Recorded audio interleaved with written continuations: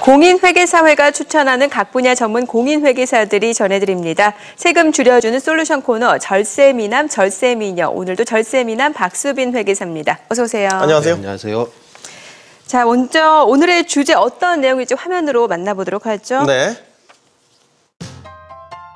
야호! 드디어 13월에 월급이 들어왔네? 많이 돌려받은 사람이 오늘 점심 써는 거 어때? 좋지! 아니, 뭘 이렇게 많이 돌려받아? 우리 연봉도 같고 같은 해 입사했잖아. 금액이 달라? 가만, 이게 뭐야? 월세 세액 공제? 미남 씨도 월세잖아. 월세 세액 공제 안 받았어? 꽤 쏠쏠한데? 난 재계약할 때 집주인이 싫어할까봐 눈치 보여서 못했는데 이것 때문에 이렇게 차이가 난다고? 네. 지금 같은 해 입사했고 연봉도 같은데 결과적으로 환급금이 이렇게 차이가 난다. 지금 사례에서 보면 월세 세액 공제 때문에 이런 차이가 나는 것 같은데 사례에서 나온 남자분도 분명히 월세 세액 공제를 받을 수 있는 거죠, 회계사님? 네, 월세 세액 공제를 신청했다면 가능했는데요. 네. 임대차 계약서와 월세 지급 내역만 있으면 월세 세액 공제를 받을 수 있는데요. 직장인에게 월세 세액 공제는 절세 효과가 크기 때문에 네. 꼭 챙겨야 합니다. 그럼 월세를 사는 직장인이라면 누구나 월세 세액 공제를 받을 수 있는 건가요? 네, 그렇지는 않습니다. 네. 연봉 7천만 원 이하의 무주택 근로자가 월세 계약을 체결한 경우 연간 월세 지출액 750만 원을 한도로 10%를 세액 공제해 줍니다. 전에는 국민주택 규모 이하의 주택이나 오피스텔만 공제가 가능했는데 네. 이번부터 고시원까지 적용 대상이 확대됐습니다. 네. 월세 세액 공제는 최대 75만 원의 세금을 절약할 수 있고 매년 한 달치 이상의 월세를 아낄 수 있으므로 꼼꼼히 챙길 필요가 있습니다. 네. 75만 원이라고 한다면 적지 않은 돈인 것 같은데 그렇죠. 지금 공제율을 기존 10%에서 12%로 올린다는 얘기가 있어요. 어떻습니까? 네, 그렇습니다. 정부에서는 일괄 월세 세액 공제율을 올리려고 했지만 최종적으로는 차등 인상하는 것으로 확정되었는데요. 네. 2018년도 지출분부터 연봉 5,500만 원 이하의 근로자에게 12%로 세액 공제율이 높아집니다. 네. 공제율이 오르면 내년부터는 최대 90만 원의 세금을 줄일 수 있는데요. 앞으로 월세 세액 공제 받는 게 더 중요해집니다. 네. 그런데 임대차 계약을 하다 보면 그 임대차 계약서상 계약자가 본인이 아니라 배우자인 경우도 많잖아요. 그렇죠. 네. 이런 경우에도 공제가 가능한 건가요? 네, 가능합니다. 단 배우자가 소득이 없어서 세액공제 신청자의 기본공제 대상자인 부양가족이어야 합니다. 작년까지는 임대차 계약자와 세액공제 신청자가 같아 했지만 이번부터 기본공제 대상자인 배우자나 직계존비속이 임대차 계약자이더라도 세액공제를 받을 수 있습니다. 단 반드시 임대주택과 주민등록의 주소지가 일치해야 하고 전입신고를 하지 않으면 세액공제를 받을 수 없다는 점을 유의해야 합니다. 회계사님, 그런데 이게 세입자잖아요. 예. 집주인의 눈치를 안 볼 수가 없는 예. 상황이란 말이죠. 당장 살 집이 지금 중요하기 때문에 이런 경우 참 난감할 것 같아요. 네. 네, 하지만 신청해도 문제 없습니다. 문제 없습니까? 예. 네. 집주인 동의나 확정일자를 받지 않아도 공제를 받을 수 있는데요.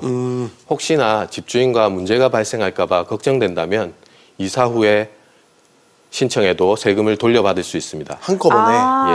그러니까 지금 현재 살고 있는 그 주거지 월세에 대해서만이 아니더라도 이전에 살았던 곳이 월세이면은 가능하다, 신청할 수 있다 이런 얘기인 거죠? 네, 그렇습니다. 예. 많이 납부한 세금을 다시 돌려받는 경정 청구 제도를 활용하면 되는데요. 소득세 신고 기한 이후 5년까지 신청이 가능하므로 현재 시점에는 2012년부터 16년 분에 대해 경정 청구가 가능합니다. 월세 계약 만료 이후에도 세금을 돌려받을 수 있으므로 임대차 계약서와 월세 지급 내역을 꼭 챙겨 놓아야 합니다. 다시 여쭤보지만 집주인 입장에서는 자신의 임대소득이 이제 드러나게 되기 때문에 거기에 좀 꺼려할 수 있을 것 같고 결국에는 세금 부담도 늘어날 수 있는 거 아닙니까? 그러게요. 집주인 입장에서는. 네, 집주인 입장에서 민감할 수 있는데요. 네. 현재는 개인별 임대소득이 연간 2천만 원을 넘어가면 종합소득세가 과세되지만 2천만 원 이하인 경우에는 2018년 분까지 세금이 없습니다. 그래서 집주인에게 큰 문제가 안 됩니다. 네, 지금 2018년까지는 2천만 원 이하에는 세금이 없다고 말씀 주셨는데 그러니까 2019년 이후에는 연간 2천만 원 이하의 경우에도 그 주택 임대소득에 대해서 세금을 낸다는 얘기잖아요. 네, 맞습니다. 예. 2019년 이후 연간 2천만 원 이하의 주택 임대 소득에 대해 14%로 다른 소득과 합산하지 않고 분리의 세금을 적용하는데요. 네. 현 정부에서는 임대사업자로 등록하느냐, 등록하지 않느냐에 따라 차등을 두어 임대사업자 등록을 유도하고 있습니다. 임대사업자로 등록하지 않은 경우에는 84만 원의 세금을 내야 하는데요. 반면에 임대사업자로 등록했다면 연간 1,333만 원의 임대소득까지는 세금이 나오지 않고 연간 2천만 원의 소득이 있는 경우에도 8년 장기 임대사업자로 등록하면 네. 세금 75% 추가 감면을 통해 7만 원의 세금밖에 나오지 않습니다. 77만 원의 세금을 절약할 수 있는 거죠. 세금을 이렇게 말씀하신 것처럼 아낄 수 있는 방안은 분명히 있지만 그 외에 또 이제 건강보험료가 인상되는 부분이 있잖아요. 이것도 집주인 입장에서 부담일 수 있을 것 같아요. 네, 맞습니다. 임대소득이 발생해서 다른 가족에게 피부양자로 등록된 건강보험료가 본인에게 별도로 부과되는데요. 2020년 말까지 임대사업자로 등록할 경우 임대 의무기간 동안 건강보험료도 최대 80%까지 감면해 주기로 하였습니다. 또 임대사업자로 등록하고 임대소득이 연간 1,333만 원 이하인 경우에는 피부양자 자격을 유지해서 부담을 줄여준다고 하니까 잘 활용하면 좋을 것 같습니다. 네. 근데 형평성을 고려했을 때 그 월세뿐만이 아니라 전세에도 혜택이 있을 것 같은데 어떤가요? 네, 맞습니다. 예. 전세에도 혜택이 있고 무주택자의 주택 구입에도 혜택이 있습니다. 네. 먼저 무주택자가 전세금을 대출한 경우 원금과 이자 상환액의 40%를 주택청약저축 불입액의 40%와 합해서 300만 원까지 소득공제를 해주고 있어 최대 120만 원의 절세 효과가 있습니다. 또 무주택자가 내 집 마련 시 조달한 장기주택 저당 차입금의 이자 상환액에 대해서도 최대 1,800만 원까지 소득공제를 해주고 있으니 직장인들은 꼭 챙겨서 주거비 부담을 줄여야 합니다. 알겠습니다. 자, 오늘 월세세 공제와 관련된 다양한 얘기 들어봤습니다. 박수빈 회계사였습니다. 감사합니다. 잘 네, 들었습니다. 고맙습니다. 예.